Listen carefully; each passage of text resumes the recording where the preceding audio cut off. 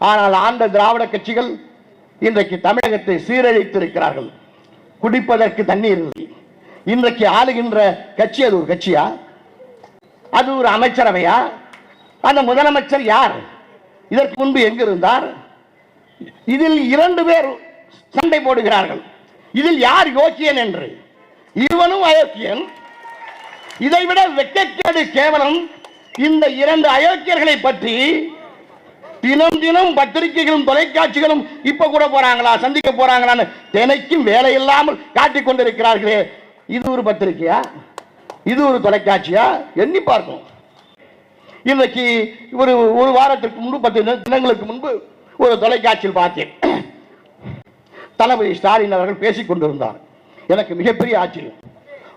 போன ஆண்டு எவ்வளவு மழை பெய்தது, எவ்வளவு வெள்ளம் வந்தது, அந்த தண்ணி எல்லாம் எங்கே சென்றது? கடலில் ஓடிவிட்டது.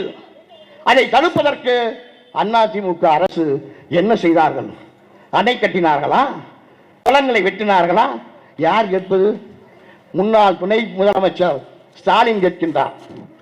இவங்க தானே 50 ஆண்டு காலம் நாட்டை ஆண்டாங்க. இவங்க ஏன் அணை கட்டல?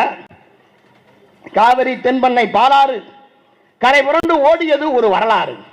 ஆனால் நீங்கள் ஆட்சிக்கு வந்த பிறகு காவிரி தென்பண்ணை பாலாறு உன் கனவிலும் வந்து ஓடாது என்ற நிலைமை ஆகிவிட்டது.